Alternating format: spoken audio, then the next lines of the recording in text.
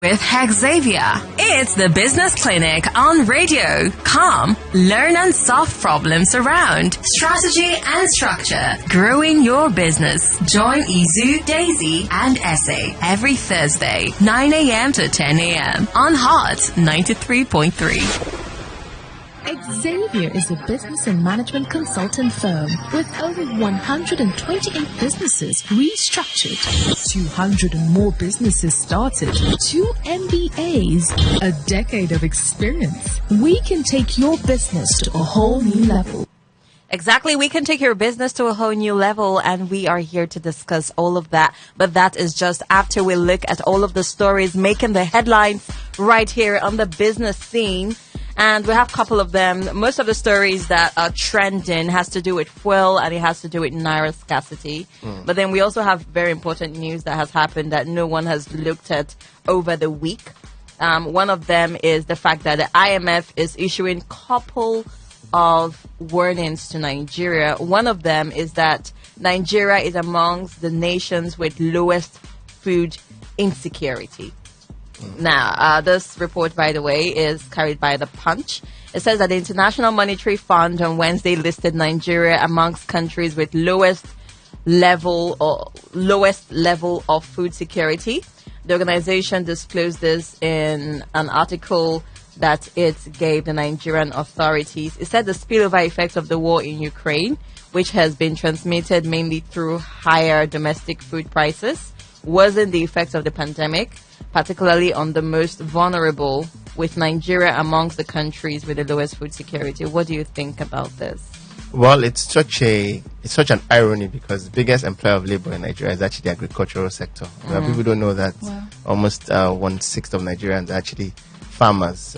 We think Nigeria is Lagos, is Abuja, is Port Harcourt. But majority, if you travel from here to say Aba or Ebonyi or Sokoto, you see the amount of landmass. So it's such an irony. We don't actually have a food problem, because almost everybody is into food production. What we have a problem with is storage processing, right? So 60 to 70% of every food that's produced in Nigeria from the farm gets spoiled before it gets to your house. People don't know that, right? The amount of tomatoes that gets spoiled from where it's coming from to mile 12 or mile 2, right? And so that's the problem. So this is a good opportunity for people who are into processing and production. In my interest to know that Nigeria is still one of the biggest importers of palm oil. Like, it's so funny because you assume that everywhere there's palm trees. Yes, right? palm oil. 70% of the oil you have in Nigeria is not produced in Nigeria. I don't know if people know that. People don't know that, right? So that's the same problem. It's such an irony. Nigeria is an irony. It's like how we're one of the biggest producers of petrol, of crude oil, but we don't have Nigeria is a good case study for irony. Oh my God. So, but it's an opportunity for people who are going to use technology to process, right? The biggest problem is processing. It's not production, it's processing. So it's like almost like the downstream thing. So if you're listening right now, know that the business is in people must eat, master hierarchy of needs. You can't go wrong with food. You really can't go wrong with food. Yeah. I think, like, it's a business problem, but it's also, like, a human problem. This is a generally social justice person. Like, if people aren't eating, that's a big deal. And I think, like, there's a business perspective, but there's also, like, the government responsibility to, like, I don't know, universal basic income or something, like, so that people can, at the very least, afford to eat. So subsidy, but what if they move fuel subsidy to food subsidy? That would just be great. That is strong grammar, because that is the next thing that I say INEC now.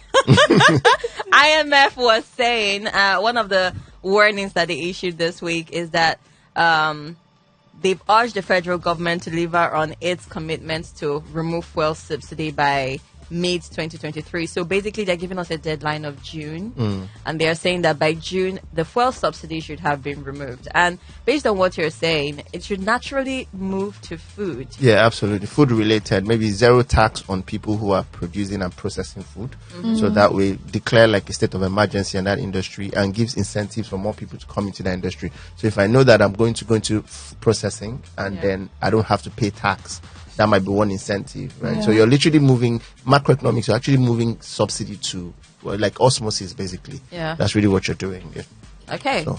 All right. Speaking of subsidy, and one of the things that have led to that, and we are still trying to, I don't know where we are, but we are going somewhere, is of course the fuel scarcity. Oil marketers on Wednesday said the supply of petrol is not yet stabilized, This was discussed when the chief executive officer of the Nigerian National NNPC said that fuel queues would clear in 1 week. He said this like long ago, and then he also said that he's going to enforce 195 naira per liter of the government approved price. Please, have you guys seen that since you haven't? Yeah, he said in 1 week. How feasible is this? Is this the part where I say just they play? They play. but then is it feasible? Absolutely not. See, the problem about this thing is it's very fundamental, right? A lot of the fuel that comes to Nigeria, that Nigeria subsidizes, find their way into Niger, into Chad, right? And so some of those issues is deeper. It's very political, right? Nigerian government knows what to do, but the willpower isn't there. And then secondly, I would strongly suggest that there has to be a system where you can actually break this thing down on a regional level. The truth about it is, if you're a petroleum distributor, you own a tank, it's just easier for you to move petrol from Apapa, right, to somewhere in Lagos than to move it to maybe Ebonyi or Sokoto. So there has to be. So I don't think it's ever going to be fair where Lagos will pay the same amount of money, right, with someone who is probably in Sokoto or in far north, or even in say Uyo, which shares boundary with Cameroon.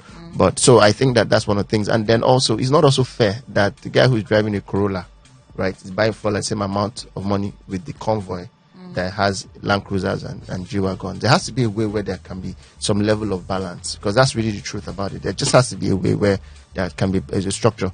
So maybe it's still something that nobody has been able to crack the code, but it's really willpower. Let's hope that Buhari will leave us with two things right before he leaves, and one of them would be to give us a free and fair election. That's the only hope we have right now. And secondly, to remove subsidy before he leaves. That would be what we'd always remember him for. Speaking of giving us a free and fair election, one of the what do they call? I'm always struggling with words to describe these things. One of the measures that he has put in place, of course, is the Naira swap, Naira redesign. And of course, we've seen what's happening. That's the next headline we have. Couple of headlines, by the way. So let's even begin with how the banks are reacting. They've asked most of their staff to work remotely, and only those that are really, really essential should come to the office. In fact, some banks are now telling their staff to they should disguise. They should not look like they should dress bank down staff. and And that is a major issue. And we have some reports coming in from the Association of Nigerian Bank Directors. I actually never knew that there was something like that, but it's something apparently when things happen. Isn't that the Bankers Committee? That's what's called. The Bank Directors Association of Nigeria, actually. Yeah, it has assured that it is making efforts to bring an end to the suffering of Nigerians as a result of the new Naira Scarcity Challenge. And their chairman, Mustafa Chikobi, said this. He said this in a statement yesterday. And with this, he is saying that, well, they are trying to mitigate the sufferings. They are trying their best. All of these accusations from ICPC and co, saying that they are hoarding the Naira and all of that is not true. They're actually doing their best to stabilize this. But then we go on social media and sometimes we see pictures, we see videos of monies being stashed, the new Naira notes being stashed in places. And then we ask, how is it that these people are getting access to this Naira that normal people are struggling for? So how exactly what is the mechanism that they're putting in place, right? And these are the questions that people have been asking. It's just a whole lot of drama. And of course, we already know that the Supreme Court gave an order. Yeah. Yes. And we have some update from that. The Attorney General of the Federation, Abubakar Malami, he asked the Supreme Court to dismiss that suit.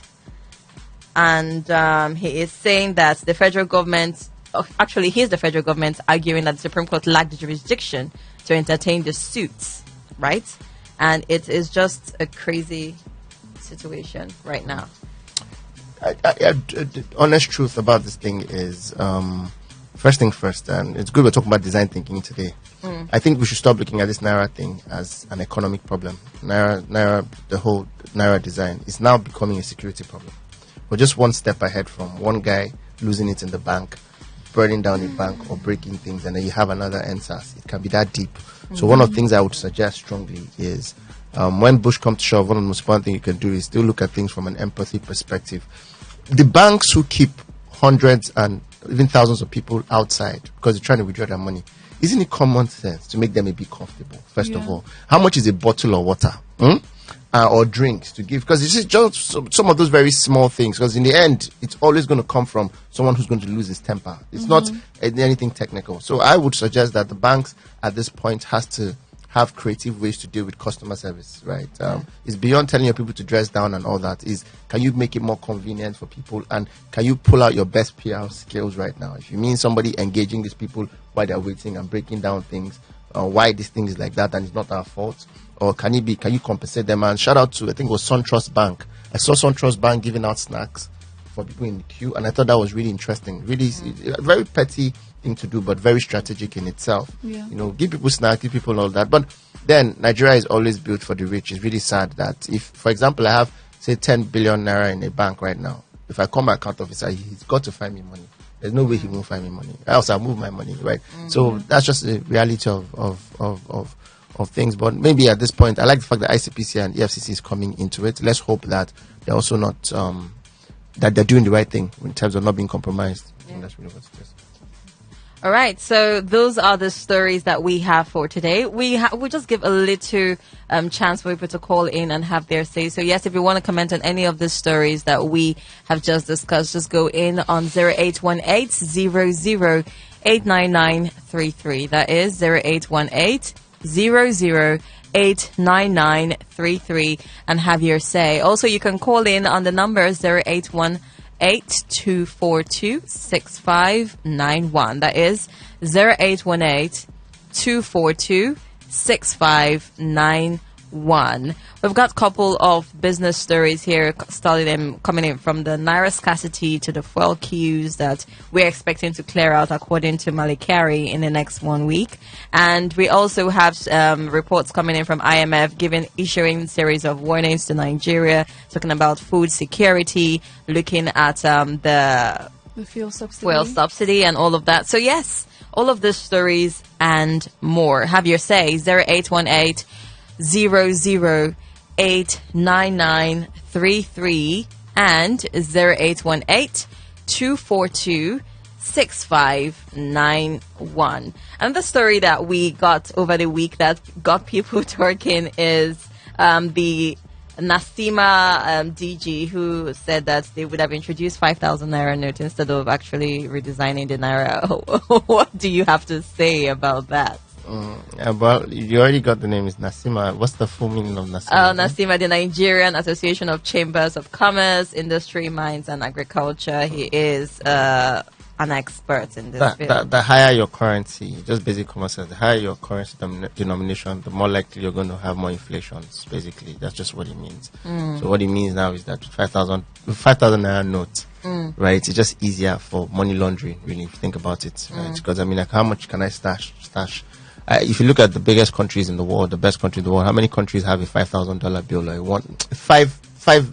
does America have a $5,000 bill? Like 1,000? America have a $1,000 bill?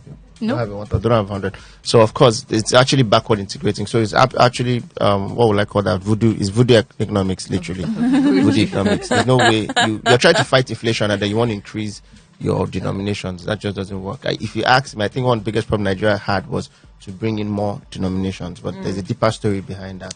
Yeah. When you go to collect loans from these international agencies, most of the time they give you at their own terms, and that's the really sad thing. Sometimes they're conditioned because Nigeria really had no business having a 1,000 note because it psychologically just creates more devaluation. Okay. All right. Let's see if we have calls. Hello. Good morning. Okay, we lost that one. Please call back 0818-0089933 and 0818-242-6591. Now, apart from the stories that we have discussed today, we have of course a topic that we always discuss every single Thursday right here. We'll be delving into that in the shortest possible time, but let's just get a holistic view of what we've discussed so far. With all of the stories that we've had for this week, do we see a great trajectory? What do you want to see by next week? Because really, we don't want to come back and talk about the same thing. I mean, Naira scarcity, fuel queues. We discussed that last week. What do you see happening next week from your projection in the business field? Well, I think that there's a lot of uncertainty because of the elections. The elections drawing closer. So I think by next week, if this continues, right, the APC would have just got a big own goal. Because it just makes it easier for us to decide on who we're going to vote for. Because, I mean, we cannot vote for someone that wants to save itself from itself, literally, right? But the most fundamental thing is we just can't wait for the election to get over with. Too many strategic decisions are being made. Are supposed to have been made, but people are pausing to see how the election turns out. I'll give a good example. I have a client that just finished building a police station. Hot 93.3. Yeah, please go on. Yeah, I have a client that just finished building a filling station, but can't even open it till after. Wow. Till after. I mean, we all know what happens when there's an uproar, right? They go for the retail stores, they go for the filling stations, they start to break down things. So there's a lot of crisis. People are holding back. People are not traveling. Everybody just on pause till after the election. So we just can't wait for that to happen. So expect businesses generally to slow down next week. Okay. A lot of people are also going to travel because people have to go back to their native place where they are previously located to vote. So it's almost going to be February is going to be it's such an interesting, it's always been an interesting month, right? Yeah. I heard Valentine had moved. So. You know what I mean? I'm getting gifts. I don't know about y'all, but like the gifts have been delivered to my house. I'm good. I'm set. No PVC, no love. No love. No PVC, no love. I have PVC and I have love. Okay, so we are going to go back and take a short break, and when we come back, we'll have more discussions on how to move your business to another level. Stay with us. Exactly, we are here on the business show, and yes, we are still discussing how to move your business to another level. Remember, this is brought to you by Hexavia. Xavier is a business and management consultant firm with over 128 businesses restructured, 200 and more businesses started, 2 MBAs, a decade of experience. We can take your business to a whole new level.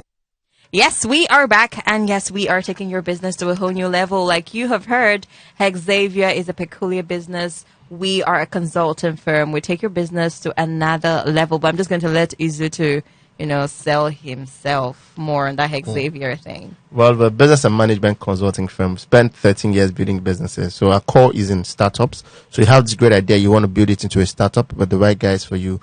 Or you have a business you want to ask, or you're asking what next. You want to restructure it or expand or scale it with the right guys. And by the way, we have a session in Echo Hotel, our usual monthly sessions called the Breakfast with Eizu.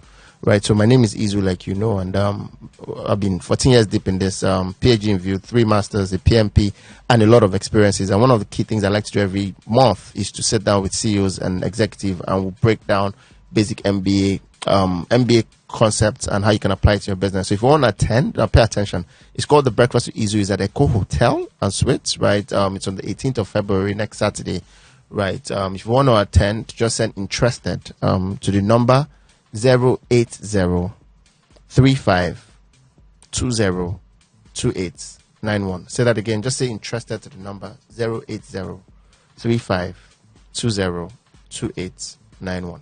All right. So let's go into discuss how to move our business to another level. What are we discussing today, Essay? Today, we are talking about design thinking and innovation. So not just regular thinking, not just regular using your brain. Design thinking, which is a process of innovating that I think was established at the D School at Stanford. I don't know what's here. I would fill that question in jam, but it's okay. So let's start by talking about, Eizu, what exactly is design thinking and how is it different from regular thinking? Okay, so first of all, design thinking is like a human-centric approach to innovation, right? A lot of people just create stuff and don't think about how people use those stuff, right? It's like just coming back to the basic of being a human being, even with technology, right? So I'll give a good example. Years ago, right, if you bought your water, your tap, if you went to a hotel or even in your house, there was on your tap, there was an inscription on your tap that says red and blue, and they wrote hot and cold. Remember when you're trying to turn on? Yes. If you look at things right now, you'll find out that nobody's having any tap that says hot and cold, right? These days, they don't even put red and blue. Like, that's how intuitive. So it's intuitive technology. Yeah, so it's really been as intuitive as you can. Like, just being able to look at things from a very, I drive an interesting car. Like you're very close to when you're trying to park, right? When you're so close to another car or close to a covert, it automatically just holds its brake by itself, the sensor. So like a human approach to things, like you're driving, the speedometer, it looks at your eyelids and it can tell if you're tired, and then it says sleep needed, right? And just very intuitive stuff like that. So it's really about intuition, is having a human-centric approach to stuff. People spend so much money doing what doesn't solve a problem or solves the problem and it's too costly on how they solve the problem. So I'll give a good example. A few years ago, NASA, in the airspace, American, the guys that put the first man in space, they spent $12 million trying to solve a simple puzzle. You know, when you go to space and you try to write, right? You can't write with a pen because of gravity. Yeah, gravity. You know, gravity. Yes, they spent $12 million trying to solve that problem, and after they solved that problem, right, they felt they had arrived. When Russia decided to put their own first man in space, simple logic. They just used a pencil, right? So that's a practical example, like, of human-centric approach. But we're spending too much money solving a problem that you can solve in an easier way. To just use a pencil and save $12 million. So a lot of time people spend so much money solving a problem that really, is it that the problem doesn't exist, or it exists but just going the long route to solving the same problem? So it's really what design thinking is about. How can you think from the perspective of the user and not the perspective of the owner? So many people are in love with their solutions more than they're in love with their customer problems. So when you are thinking from the customer's perspective, it is design thinking. When you're thinking from innovation, is innovative thinking. What are the other thinkings that we have? This is just me thinking out loud. Okay, yeah. So what other things, what are those key factors that people need to take note of, you know, when they are looking at design thinking? Okay, so empathy, first of all.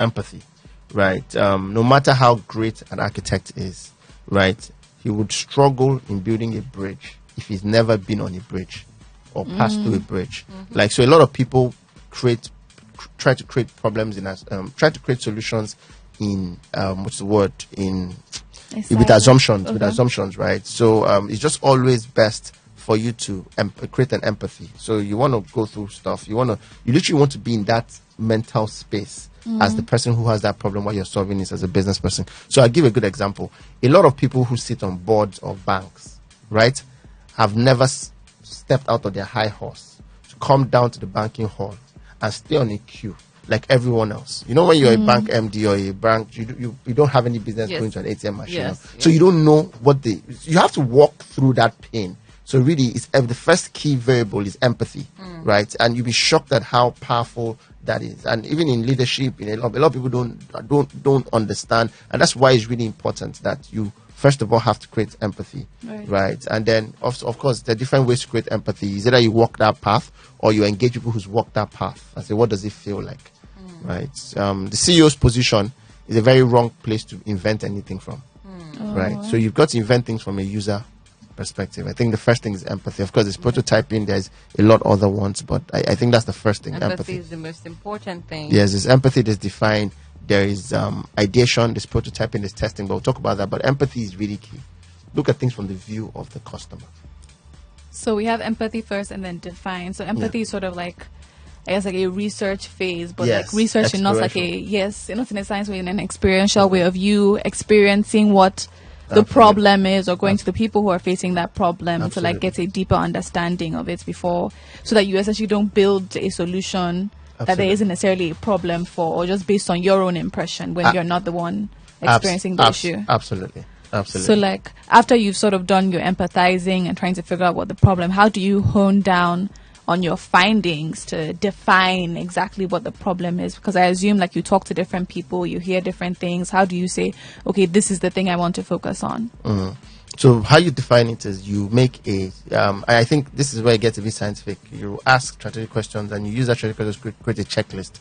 Must have, right? Everything you want to create, you say, what's the must have, right? What's the must have of it, right? So you have a must have, then now say, what is the should have? Right, so must have must come before the should have. Right? What are the must haves? What are the should have? Right. So must have is, like, for example, for a car, what's the must have of a car? right? It must at least be able to take you from point A to point B, right? So then you should have you should have a radio, you should have AC, but you'll be shocked at how many people create cars that look really nice, has good AC, but really is not efficient or effective in taking you to point A to point B. So will it be okay to say it's the needs and wants? Yes, you put the needs before the want, right? And there has to be a checklist for that. That's why you have to define that and say what are the key things you must have. Like we call it MVP actually. What's the minimum value proposition? You can now start to look at the other things. People spend so much time majoring in the minor things. Right? They major in the minor things. It's for you to look at what's the major thing? What's that major thing that you need to solve? Like is the Pareto's 20-80 principle, right? So you've got to first define it, right? And when you're defining, you need to be able to measure that definition, right? Measure it, right? You know. So I'll give you a good example. Why a lot of Uber cars are Toyota, if you noticed, right? Mostly Corollas. Is because of this thing, right?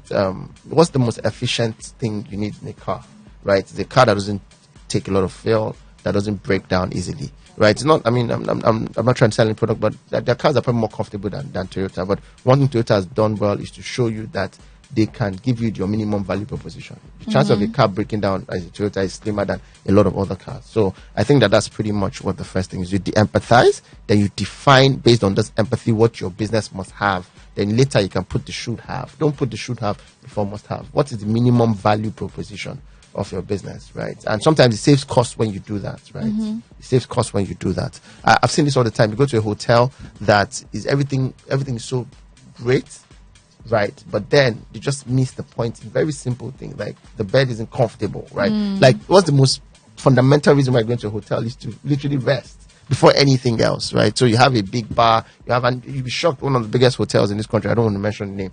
Like you go into the like they still have bathtubs from like 1980 something, right? You know, so that's a business that majors in the minor things, right? So I think that's pretty much what the whole thing is about. It's so funny that most of these things are things that are overlooked. They're not, people don't pay attention. People pay attention to other things that bring money. And most of these things, according to what you have told us, the should have, the must haves, they sometimes don't really translate to the money, but then it translates to the experience. Yeah. And most people look at, okay, this one, what is bringing money? This one has spoiled. It's not. Will it translate to us bringing money now? No. So if they can't get immediate returns, they tend to overlook this design process, right? This design thinking. And I think that this design thinking is very, very fundamental. It's one of those things that are not seen, but is seen, right? And everyone needs to look into this. So it's not really about setting up a salon. It's not about owning a store, a shopping mall. It's about having the things that people want that maybe not everyone is looking at, but then these things are very, very essential. Absolutely. Yeah. I'd say the fundamental, putting your eyes on the fundamental problem to be solved. The key word is problem to be solved. Problem to be solved. What is the problem to solve? You know, yesterday I was just scrolling through and I stumbled upon Hallelujah Challenge. It's on now, the Nathaniel Bassey thing. Yeah. And it just hit me that's the practical example of design thinking. Right? That guy is showing us that you can do a night vigil. Because what's the problem to be solved in a night vigil? What's the problem to be solved? Right? The problem to be solved in night vigil is, first of all, it has to be a vigil, right? It's a vigil, first of all. Then secondly is that there has to be a presence of that vibe, that Holy Spirit vibe, right? But you'll be shocked at how many churches spend a lot of time, right, making it inconveniencing for people to come to night vigil, right? I need to travel 3 hours or 2 hours and stay in traffic just to go to vigil. Like, Nathaniel Bassey's Hallelujah Challenge. A whole weekend. A whole weekend. Like, so if you look at what the vigil is, you find out that the vigil is actually 20% of the whole experience.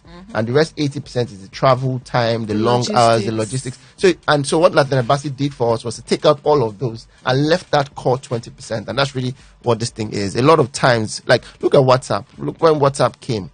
WhatsApp knocked out BlackBerry by asking what is the problem to be solved. The problem to be solved was by chat, was communication.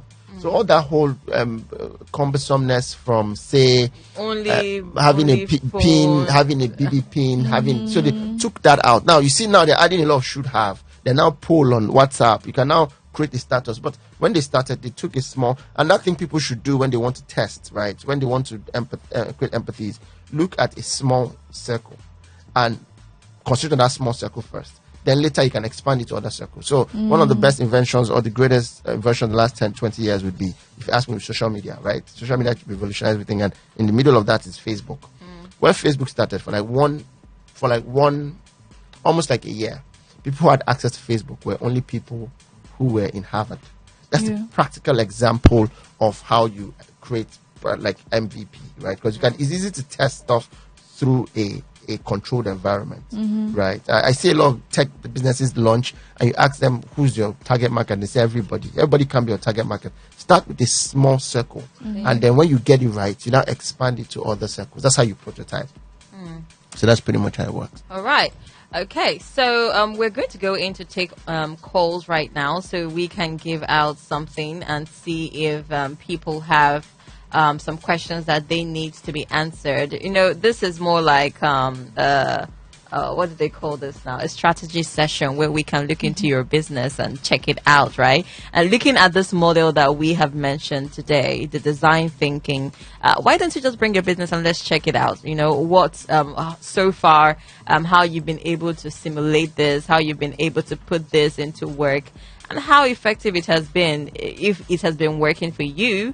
And if it has not been working for you, what you need to do differently, right? We're doing that right here, right now. So the number to call into is 0818-242-6591. That is 0818-242-6591. And we also have another number for you to call into. That is 0818-00-89933. That is 0818-00-89933. We're giving out the free tickets to a breakfast session at Echo Hotels. Yeah. Yes, with Hexavia. You are not just coming in to have breakfast. You are, of course, coming in to meet like-minded CEOs from different companies, coming in, you know, to have this discussion. You know, it's funny enough. Back in the day, I don't know, but for me, let me speak from my perspective. Back in the day, in school, if you I was part of some NGOs and part of some organizations where we used to have, you know, critical thinking and all of that. Since I left school, I can't remember when I had this kind of conversations. And the gatherings like this are so important because you get to have these conversations. And well, let's take this call before I continue this story. Hi, please could you turn down the volume on your radio set, please? Yeah, good morning. I need you to turn down the volume on your radio set, please. Have you done that? I can still hear myself. Oh, no. Okay, please. I'm so sorry. I had to cut that call. Please, when you're calling, turn down the volume on your radio set. We can't hear ourselves if we have whole back sounds, okay? So please turn down the volume on your radio set. Call us. And we're taking your calls, 0818-242-6591, 0818-242-6591. And the number for you to call into is 0818-00-89933. Like we said, we are giving out a ticket to a breakfast session with CEOs and like minds for us to discuss the business. You know, you never can know who you would meet, right? That would help your business. You never can know the partnership you could form and all of that. We're giving out that ticket. What is the question we're asking this morning? Okay, interesting. So let me just run you through the steps of a great design thinking. Basically, for you to be able to have design thinking, you have to go through 5 steps. One is empathize, the second one is define, the third one is ideate, and then the fourth one is prototype and then testing. Okay. Right, so I'm not going to say that again. So yes, if you can call in and tell us what the steps of design thinking is, that would also be great. Please, and then, okay, yes. Yeah. And I was going to say, please don't Google it, yeah? Okay, yeah. All right. So yes, we are I was trying to talk about what the sessions do, right? I don't know how many engaging, profitable discussions that you have out of the hours that you have in your week. Let's leave Sunday out of it. Let's say from Monday to Saturday. I can tell you that it's either you're discussing family or you're discussing relationship or you're discussing religious stuff, or even if you're talking about your business, it is business and money. We don't really have strategic discussions, right? About businesses, about how to move to the next level, the trajectory and all of that, especially for people that don't network. You're in your house, you're in your office, you're in church, you don't move from those places. This is a very, very good opportunity for you to come in and network. If you can't win the ticket, don't worry. You can still join in. Yeah, absolutely. Yeah, of course, it's a paid event, but we're really interested in CEOs and their management team because, you see, none of us is as smart as all of us. So just coming in with a team and being able to brainstorm together is key. If you want to attend, just say interested, right, to the number 080-3520-2891, right? It's called the Breakfast with Eizu. You can always look that up, hashtag BWE.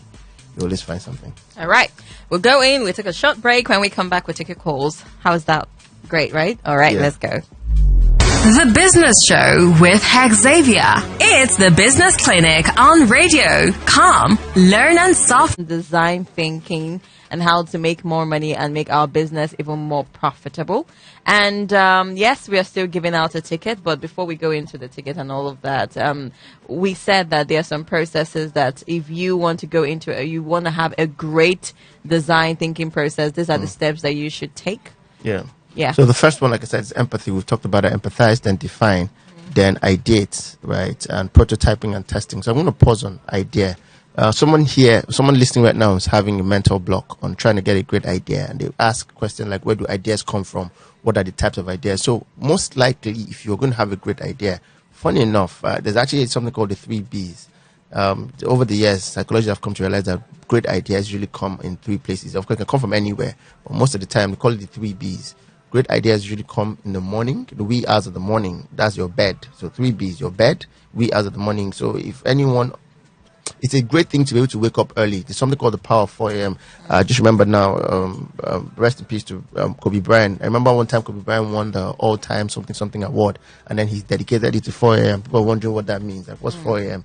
But other people who were like geniuses said, oh, he understood what he was saying. Like, how do you go on stage and say, I dedicate this award to 4 a.m.? Like, what's 4 a.m.? Like, and people just realize that, yeah, the greatest ideas actually is a thing. That the greatest ideas start off, or people get them at that 4 a.m. type of vibe, right? So bedroom, the second one is a boss.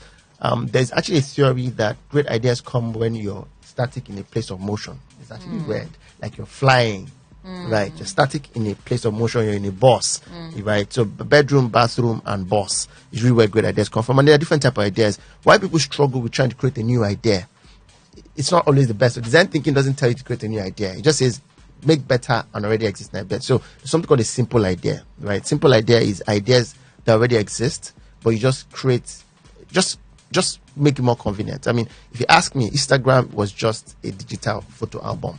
We always had photo albums, right? Instagram, that's a simple idea. Sometimes the greatest ideas don't have to come from one eureka moment or, the Holy Spirit dropped something that the world hasn't seen. You just basically look at everyday things and say, how can I make it better? There's something called the Me Too idea. Now, Me Too idea is basically saying, this idea already exists. Can I introduce it to a new demography or a new concept, right? Let me give an example. Max Go, Opay, and what's the third one that the short-lived bike hailing? There was one year there was bike hailing, and then Lagos State banned all the bikes. Yes. What they did was very simple. It was nothing genius on that idea. It was like Uber, but just put it in a bike. That's how you have Max Go, had Opay, and sometimes we don't see how important those things are. Just very simple things, basically, right? I mean, look at what Alibaba did. Alibaba, China, just took Amazon and introduced the Chinese market and called it Alibaba. So sometimes it's not as crazy. It's like, oh, this thing works here. Can I just move it to somewhere else? Or just add it somewhere else? And then, of course, you have what you call the virtual ideas. It's basically taking what already exists and create a virtual version of it. And that's really what the biggest disruptions are. I still think that the likes of what you call it, airdrop killed Bluetooth to a large extent. Just simple concepts. In the 90s, 2000s, early 2010 and above, you had the hard drive thing. Everywhere in computer, you're saying hard drive. Now, people don't buy as much hard drive because of Dropbox, because of Google Cloud. Like, that's just a simple idea. So sometimes you really just take that idea and introduce it to a new concept, right? Wikipedia came and killed Encanter. That's how I always feel like if you're not too young, you know Encanter. I'm sure you don't know Encanter. I have no idea what Encanter is. But you know what I have no idea what Encanter is. So it was this big thing that happened, and so look at what this new chat what's it called ChatGPT is doing. So just basic thing. But in case you want to be very extraordinary, there's something called the MI idea, like literally Mission Impossible idea. Now most people should not have a business because a lot of people spend time trying to create MI ideas. Mission Impossible ideas that cost too much to create. Yeah. Right. Tesla. It could only have been Elon Musk launch a Tesla. It could have only been Elon Musk create a SpaceX. It's a really expensive idea. Right. So sometimes you see people trying to create ideas that change the world. Before you change the world, just try and change your small system. One man can change the world. but the world changes. so I've talked about different types of ideas: simple ideas, Me Too ideas, virtual ideas, and MI ideas, Mission Impossible. But when you create a great product, the problem we have with design thinking is you create a great product and people misuse it.